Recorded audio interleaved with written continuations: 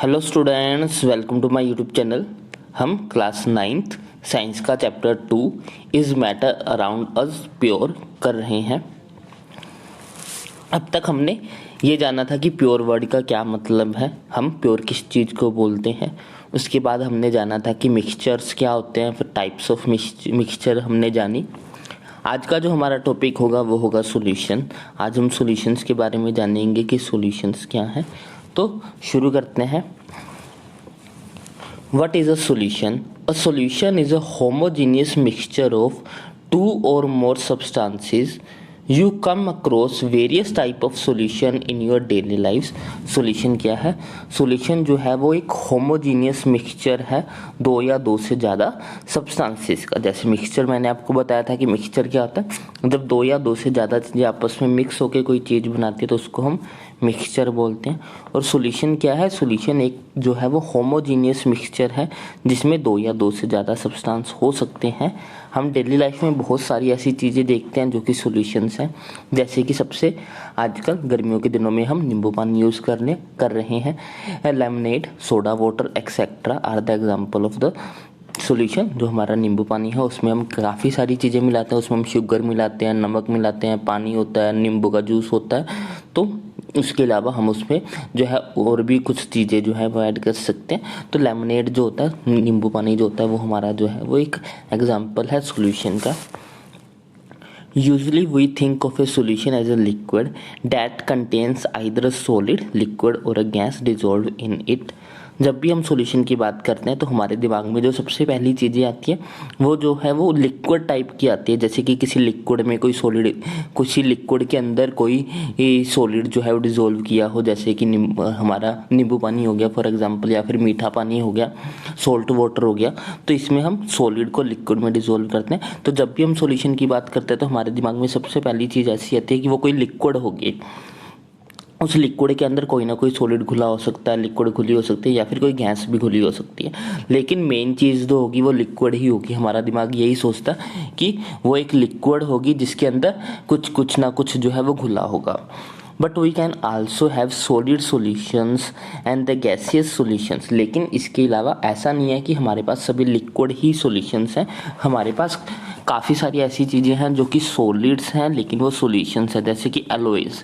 Alloys क्या होते हैं? एलॉयज़ जब हम दो या दो से ज़्यादा मेटल्स को आपस में मिला देते हैं तो उससे जो एक नई मेटल बन जाती है उसको हम बोलते हैं एलॉयज़। और गैसियस सॉल्यूशन हमारे पास जो है वो हवा के कंपोनेंट्स हमने पढ़े हुए हैं कि उसमें नाइट्रोजन भी है, एयर भी है, कार्बन डाइऑक्साइड भी है, ओजोन भी है। तो उसमें काफ़ी सारी चीज़ें आ जाती हैं हवा के अंदर। तो वो एक सॉल्यूशन है, गैसियस सॉल्यूशन है, काफ़ी सारी गैसें आपस में मिली हुई है। तो अगर हम ये कहें कि सिर्फ लिक्विड ही सॉल्यूशंस बनाते हैं तो ये बात बिल्कुल गलत है। जो सॉल्यूशंस हैं वो हमारे सॉलिड फॉर्म में भी हो सकते हैं, जैसे कि हमारे एलॉयज़ हो गए जिसमें हम डिफरेंट टाइप्स की मेटल को आपस में मिक्स करके नई चीज़ बनाते हैं। जैसे कि हमारी ज्वेलरी जो होती है, अगर आपको कोई बोलता है कि वो 24 कैरेट गोल्ड है तो इसका मतलब ये नहीं कि वो प्योर गोल्ड है, उसमें प्योर गोल्ड नहीं होता, उसमें कॉपर मिला होता है। तो वो एक टाइप का एलॉय है जिसमें कॉपर और गोल्ड जो है वो मिक्स है आपस में। लेकिन जो गोल्ड है वो थोड़ा ज़्यादा क्वांटिटी में है, इसलिए हम उसको गोल्ड ही कहते हैं, उसको कॉपर नहीं कहते। तो जो भी आपकी ज्वेलरी होती है बेसिकली वो कॉपर प्लस गोल्ड से बनी होती है, और कॉपर की क्वांटिटी जो होती है उसमें काफ़ी कम होती है, इसलिए हम उसको एक सॉल्यूशन बोल सकते हैं, एक एलॉय बोल सकते हैं। In a solution there is a homogeneity at a particle level. जो सॉल्यूशन होता है उसमें होमोजेनिटी होनी ज़रूरी है। तो सॉल्यूशंस में जो है वो होमोजेनिटी होती है, वो हर जगह पे एक जैसे होते हैं। For example lemonade taste the same throughout. जैसे कि मैं एग्जांपल के लिए मैंने आपको लास्ट वीडियो लेक्चर में भी सेम एग्जांपल दिया था कि अगर हम लेमनेड लेते हैं या फिर नींबू पानी लेते हैं या मीठा पानी लेते हैं, अगर हम उसको टेस्ट करते हैं तो वो हर जगह से एक जैसे ही होता है।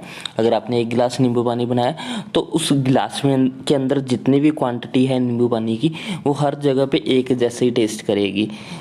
ऐसा नहीं है कि एक सिप आप लोगे तो ज़्यादा खट्टी होगी, दूसरे सिप लोगे तो वो ज़्यादा मीठी होगी, तीसरे सिप लोगे तो वो ज़्यादा जो है वो खारी हो जाएगी क्योंकि उसमें नमक भी।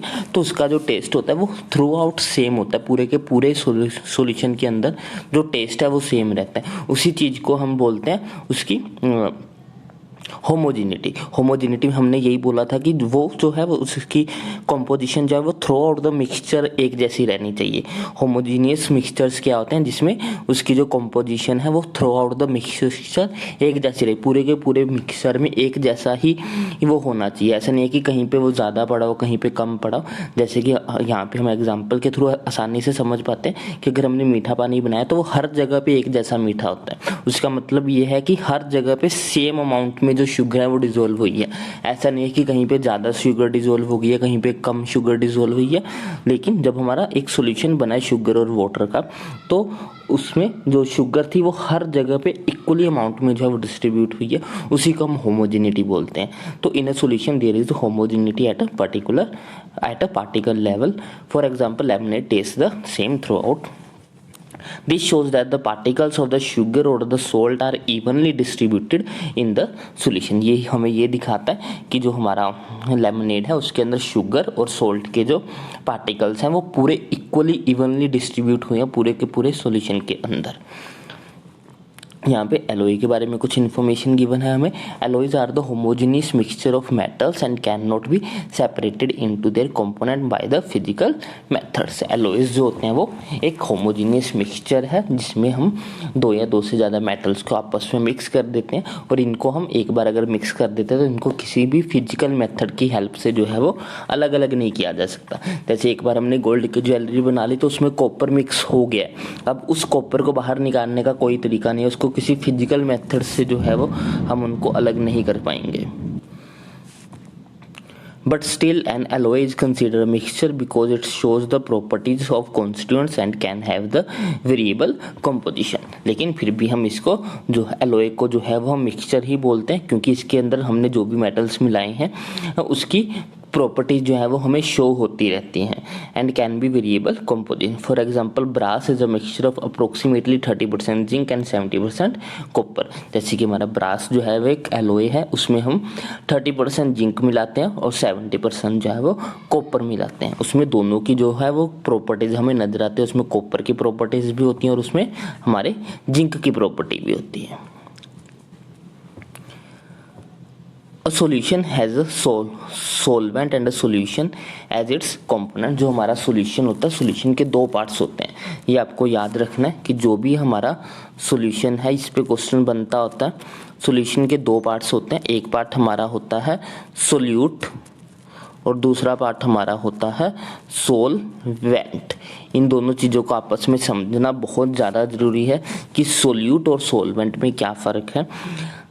सबसे पहले सॉल्यूशन के अंदर दो चीज़ें होती हैं, एक सोलवेंट और एक सोल्यूट। दोनों में डिफरेंस क्या है? सोलवेंट वो चीज़ होती है जो ज़्यादा क्वांटिटी में होती है। अगर हम इजीली भाषा में बोले, बिल्कुल आसान भाषा में इसको जानने की कोशिश करें कि सोलवेंट क्या है, तो सोलवेंट वो चीज़ है जो सॉल्यूशन में ज़्यादा क्वांटिटी में होगा, जिसकी कंसंट्रेशन ज़्यादा होगी, उसको हम बोलेंगे कि वो हमारा सोलवेंट है।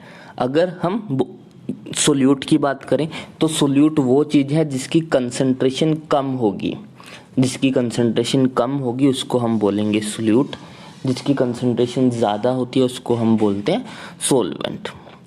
The component of the solution that dissolved the other component in it is called the solvent। और अगर हम उसकी डेफिनेशन की बात करें सोलवेंट की, वैसे हम ये डेफिनेशन भी लिख सकते हैं कि सोलवेंट वो होते हैं जो ज़्यादा क्वांटिटी में प्रेजेंट होते हैं। लेकिन अगर हम ज़्यादा साइंटिफिक तरीके से बोले तो सोलवेंट क्या है? सोलवेंट वो चीज़ है जो अपने में किसी दूसरी चीज़ को डिसॉल्व कर ले। सोलवेंट एक ऐसी चीज़ है जो अपने अंदर किसी दूसरी चीज़ को डिसॉल्व कर ले। जैसे पानी चीनी को अपने अंदर डिसॉल्व कर रहा है, तो पानी यहाँ पे क्या है? पानी यहाँ पे सोलवेंट है। The component of the solution that dissolves the other component in it. वो कंपोनेंट सॉल्यूशन का जो किसी दूसरे कंपोनेंट को अपने अंदर जो है वो डिसॉल्व कर लेता है। Usually the component present in the larger amount. और हमेशा ये जो होता है ये लार्जर अमाउंट में प्रेजेंट होता है और इसीलिए हम इसको सोलवेंट बोलते हैं। और सोल्यूट क्या है? सोल्यूट वो चीज़ है जो किसी दूसरी चीज़ में घुल जाए।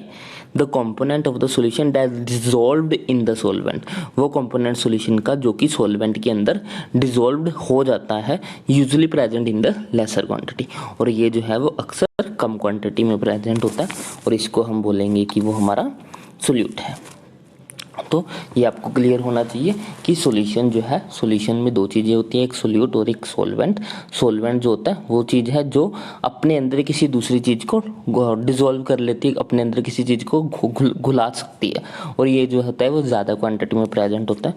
सोल्यूट क्या होता है? सोल्यूट वो चीज़ है जो कि सॉल्वेंट के अंदर डिसॉल्व होती है, और ये जो है यूजुअली लेस क्वांटिटी में प्रेजेंट होता है। आगे हमारे पास एग्जांपल्स हैं। A solution of sugar in water is a solid in liquid solution. जब हम शुगर को पानी में डिसॉल्व करते हैं तो वो सॉलिड इन लिक्विड है।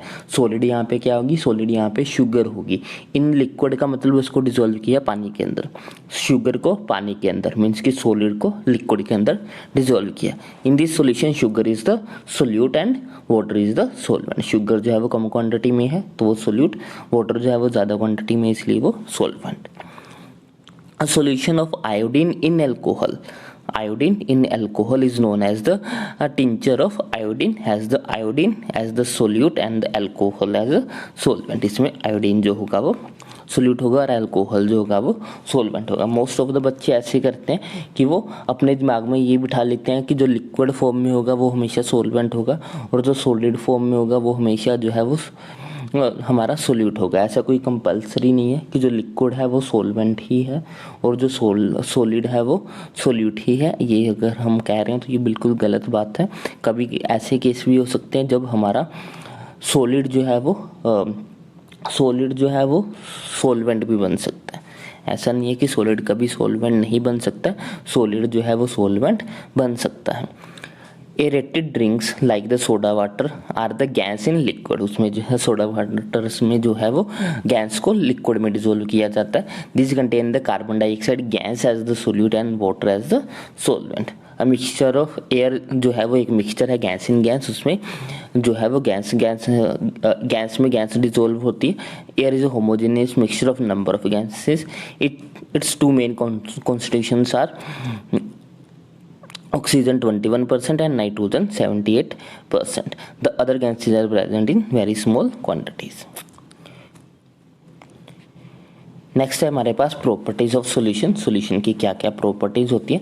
और solution is a homogeneous mixture. जो सॉल्यूशन होता है वो एक होमोजेनियस मिक्सचर होता है, मीन्स कि उसकी कंपोजिशन जो है वो थ्रू आउट द मिक्सचर जो है वो सेम रहती है। The particle of the solution are smaller than the 1 nanometer in diameter. ये बात आपको याद रखनी है। ये आपको पूछा जाता है कि जो सॉल्यूशन होता है उसमें पार्टिकल का साइज कितना होता है, तो ये आपको याद रखना है कि जो हमारे सॉल्यूशंस होते हैं उसमें पार्टिकल का साइज जो है वो 1 नैनोमीटर से भी कम होता है। 1 नैनोमीटर से कम, या फिर हम बोल सकते हैं कि 10 की पावर 9 मीटर से कम।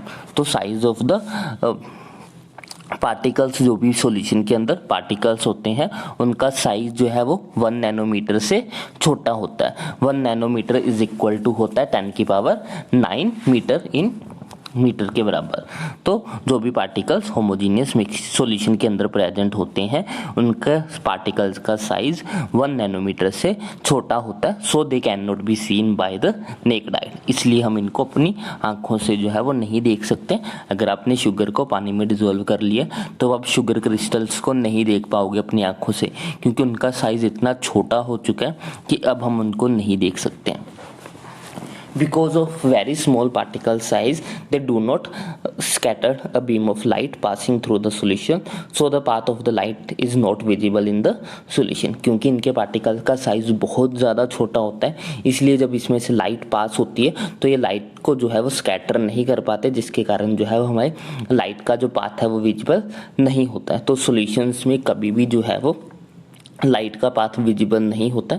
अगर आप एक सॉल्यूशन को धूप में रख दो या फिर उस पर टॉर्च डालो, मीठा पानी बना के उस पर टॉर्च डालो, तो आपको टॉर्च की जो लाइट होगी उसका पाथ नज़र नहीं आएगा, क्योंकि सॉल्यूशन के जो पार्टिकल्स होते हैं वो साइज में काफ़ी छोटे होते हैं। वो उन पार्टिकल्स को जो है वो उन लाइट को जो है वो स्कैटर नहीं कर पाते, जिसके कारण लाइट का पाथ जो है वो हमें विजिबल नहीं होता है। नेक्स्ट है हमारे पास the solute particle can not be separated from the mixture by the process of filtration. अगर हमने एक बार सॉल्यूशन बना लिया है, मान लो कि अगर हमने शुगर और पानी को डिजोल्व करके एक सॉल्यूशन बना लिया, तो अब हम उसको फिल्टर करके जो है वो सेपरेट नहीं कर सकते। अगर हम उसको फिल्टर करेंगे तो वो पूरा का पूरा सॉल्यूशन ही उसके आर पार जाएगा। ऐसा नहीं है कि चीनी फिर से अलग हो जाएगी और पानी फिर से अलग होगा, ऐसा नहीं होगा। अगर एक बार सॉल्यूशन बन गया तो उसको हम फिल्ट्रेशन की हेल्प से जो है वो सेपरेट नहीं कर सकते। The solute particles do not settle down when left undistributed, that is the solution is stable। इसके अलावा अगर हम सॉल्यूशन को अनडिस्टर्ब रख दे, मीन्स कि मान लो कि हमने मीठा पानी बना के उसको ऐसे ही रख दिया, 2 घंटों के लिए रख दो, 3 घंटे के लिए रख दो, 1 दिन के लिए भी रख दो, ऐसा नहीं होगा कि शुगर के जो दाने होंगे वो उसके बॉटम पे जाके बैठने शुरू हो जाएंगे। क्योंकि अगर एक बार सॉल्यूशन बन गया तो वो चीनी के दाने अब नीचे सेट नहीं होते, क्योंकि उनका साइज काफ़ी छोटा होता है और वो सेटल डाउन नहीं होते। इसीलिए जो सॉल्यूशन होता है वो स्टेबल होता है। स्टेबल का मतलब यहाँ पे ये है कि अब अगर सॉल्यूशन बन गया, मीठा पानी अगर बन गया, तो ऐसा नहीं है कि अगर हम उसे कल यूज़ करेंगे तो वो कल मीठा नहीं रहेगा, वो कल भी मीठा रहेगा, परसों भी मीठा रहेगा। उसको 1 महीने बाद देख लो, फिर भी उसका टेस्ट वैसे ही होगा, मीठा ही रहेगा। मीन्स कि वो सॉल्यूशन ख़राब नहीं होगा, वो सॉल्यूशन हमेशा स्टेबल है।